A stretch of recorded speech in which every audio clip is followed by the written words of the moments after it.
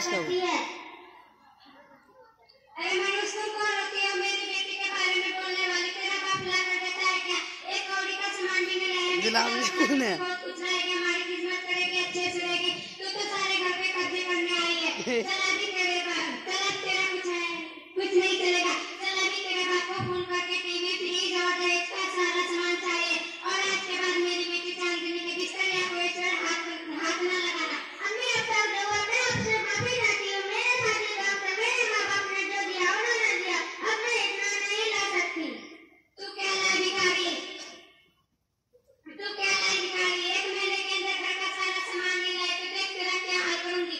आने दो मेरे बेटे को, तुम्हें घर से निकाल दूंगी। चल भाग यहाँ से।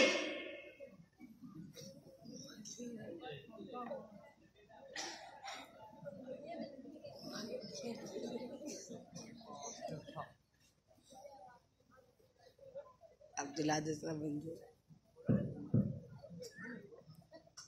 देखो बेटा कौन है? अस्सलाम वालेकुम वरहमतुल्लाहि वबरकातुहू। अरे अम्मी आप आइए ना अंदर। अस्सलाम वालेकुम वरहमतुल्लाहि वबरकातुहू। वालेकुम अस्सलाम वरहमतुल्लाहि वबरकातुहू। बैठो बहन।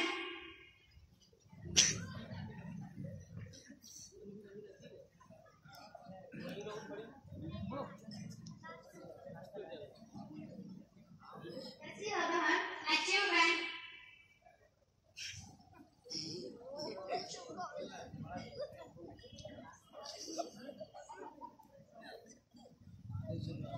बेटी चांदनी तुम्हारे ससुराल वाले हैं, नाश्ता लाओ। जी अम्मी लाई। अरे बहन बर्तन बाटी पलंग ये सब क्या है? हमें भीख में दे दिया है क्या? उसमें sofa set, washing machine, fridge ये सब कहाँ है? आप अपना सामान भी रखिए और अपनी बेटी भी। हम जाते हैं। नहीं आप रुक जाइए। नहीं अम्मी रुक जाइए।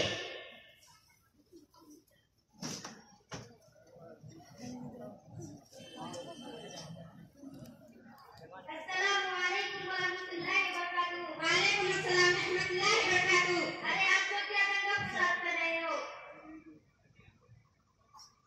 देखो आपके यहाँ झूठ और कितनी वादा होती है। देखो आपके यहाँ झूठ और कितनी वादा खिलाफी होती रहती है। शादी से 1 साल पहले कही थी कि दहेज का सारा सामान दूंगी और अब ना तो देखिए आप हमको दहेज की रस्म बर्बाद मिला देना चाहिए। शादी नसीब वाला की विदाई तो ये बहू है। आखिर आपकी भी तो बेटी है। कल इसके ससुराल वाले ऐसे ही मुतालबा करेंगे तो आप क्या करेंगे? अगर ऐसा ही सिलसिला चलता रहा तो दिन दिन दुनिया में तकलीफ बढ़ जाएगी। ससुराल में आराम नहीं मिलेगा। हर किसी को जितना दो कम है। ससुराल वाले की ख्वाहिश हम कभी पूरी नहीं कर पाएंगे। एक दिन हमारी बेटी भी जाएगी, इसे भी तकलीफ होगी और इसे भी सताया जाएगा। सबसे पहले हमें यह सोचना चाहिए कि हम जिस घर की बेटी लाए हमारी बेटी है। अगर हम अपनी बहू को बेटी समझेंगे तो हमारी बेटी भी दूसरे घर में बेटी समझी जाएगी। हमने तो अफगान नाटक से ये सुना था कि दहेज के मुताबिक पूरी न करने की वजह से सास बहू पे झगड़े होते हैं। बहू खुद खुशी कर लेती है। और बात सुनो, जो हमारे घर बहू बनकर आई है हम उसे नौकरानी समझ लेते हैं। छोटी छोटी गलतियां पे उसके खानदान पर लानत मलामत करने लगते हैं। हदीस शरीफ में आया है कि आप सल्लल्लाहु अलैहि वसल्लम ने 3 मरतबा कसम खाकर फरमाया, खुदा की कसम वो सच मोमिन नहीं। सहाबा ने अर्ज किया वो कौन लोग हैं? आप सल्लल्लाहु अलैहि वसल्लम ने फरमाया, जिसकी सलामत से उसका पड़ोसी न गुजरा तो आप खुद सोचिए उसके पड़ोसी के बारे में। कितने वही न तो जो आपका खानदान का एक्सपर्ट बन चुका है, आपकी बहू बन चुकी है। बहू को तकलीफ देना कितना बड़ा गुनाह है। इसलिए मेरी माँ बहन से गुजारिश है कि अपने घर आने वाली बहू को बेटी समझे और इसके लिए मोहब्बत के खजाने खोले।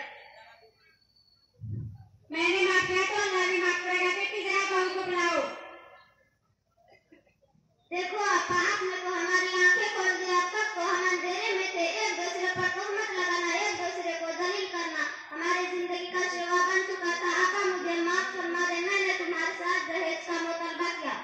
मैंने माफ किया तो अल्लाह भी माफ करेगा। बेटी जरा बहू को बुलाओ। भाभी जान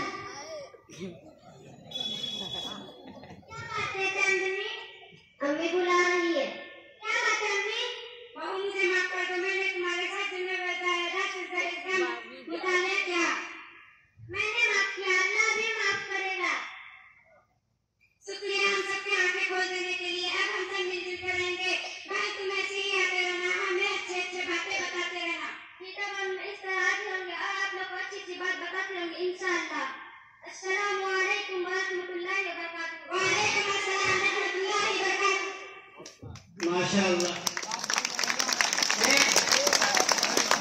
ओ ताली क्यों बजा रहे हो? मस्जिद के अंदर हैं और तालियां यहाँ पर शेवनी जी तहसीन से नवाजा जाए। जी जी शाबाशी दीजिए, ताली मत पीटिए।